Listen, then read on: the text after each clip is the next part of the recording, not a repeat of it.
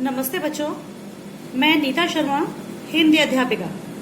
पिछली वीडियो में हमने किया था सर्वनाम के पद परिचय का अभ्यास और आज हम शुरू करते हैं विशेषण। तो सबसे पहली बात, विशेषण कहते किसे हैं? जो शब्द संज्ञा या सर्वनाम की विशेषता बताते हैं वे विशेषण कहलाते हैं। उदाहरण के लिए, सीमा ने काली साड़ी पहनी है। अब देखिए यहाँ पर साड़ी कैसी है? काली, यानी कि साड़ी की विशेषता क्या है? काली, तो काली हो गया विशेषण। अगला उदाहरण है, कमल चालाक है। कमल की विशेषता क्या है? चालाक, तो चालाक हो गया विशेषण। अब देखिए आगे हम करते हैं विशेष्य।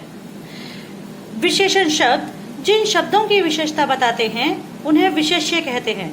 देखिए, विशेषण वो होते हैं जो संज्ञा या सर्वनाम शब्दों की विशेषता बताएं, और विशेष्य वो होते हैं विशेषण शब्द जिन संज्ञा या सर्वनाम शब्दों की विशेषता बताते हैं उन्हें कहते हैं विशेष्य।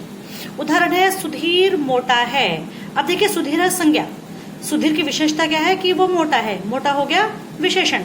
अब ये मोटा जो विशेषण है वो विशेषता बता रहा है सुधीर की, तो सुधीर हो गया विशेष्य।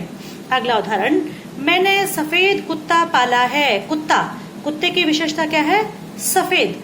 ये सफेद विशेषण जो है ये विशेषता बता रहा है कुत्ते की, तो कुत्ता हो गया विशेष्य। कहने का मतलब है जो विशेषण शब्द जिसकी विशेषता बताते हैं उसे कहा जाता है विशेष्य।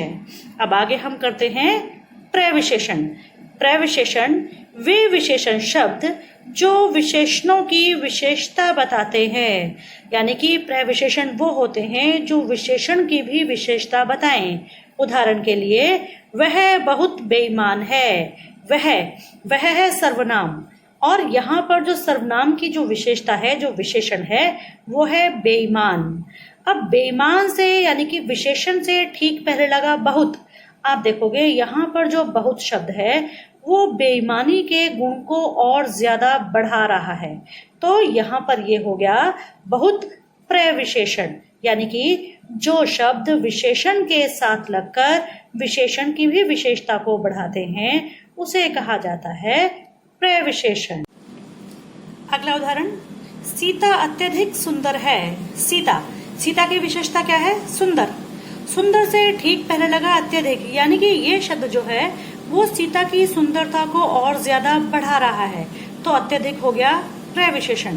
और जो प्रविशेष शब्द जो होते हैं वो होते हैं बहुत, बहुत ज्यादा, बड़ा, अत्यंत, अत्यधिक, पूर्ण, कम आदि। ये शब्द जो होते हैं इन्हें कहा जाता है प्रविशेषण। अब यहाँ पर एक अगला उदाहरण देखिए, राम बहुत होशियार है। राम हो गई संज्ञा, ठीक है। अब राम की जो विशेषता है, राम की विशेषता क्या है?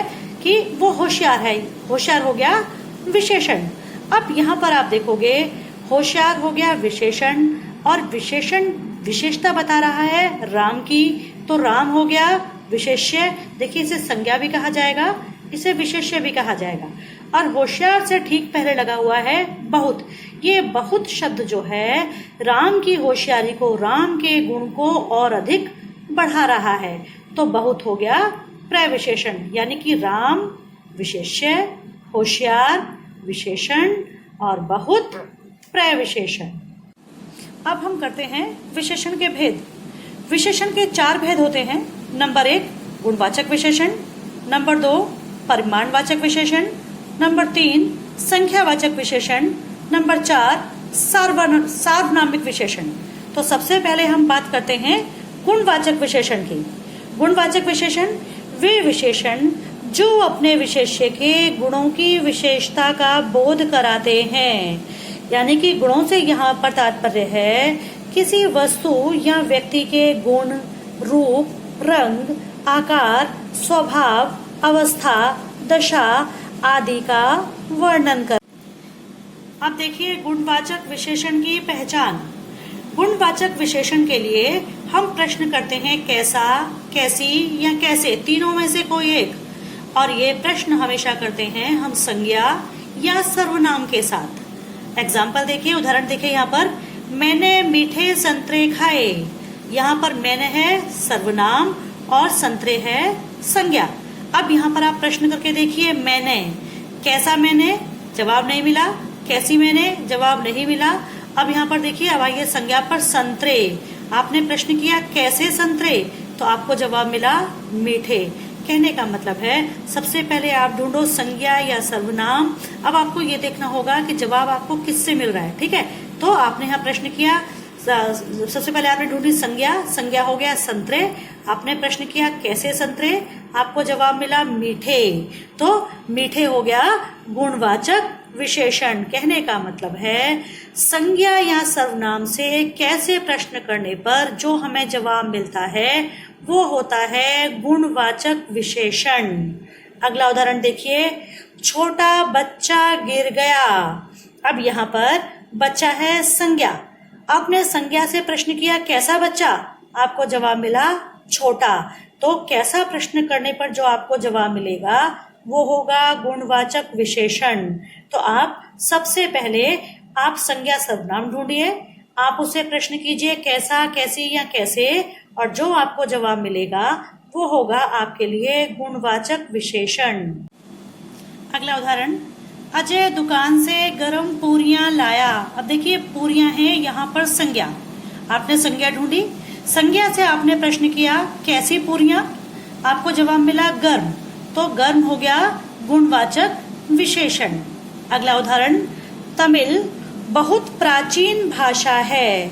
अब यहाँ पर आप देखेंगे भाषा, भाषा हो गई संज्ञा, ठीक है। संज्ञा से आपने प्रश्न किया भाषा से कैसी भाषा, आपको जवाब मिला प्राचीन। तो यहाँ पर ये जो प्राचीन है ये हो गया गुणवाचक विशेषण।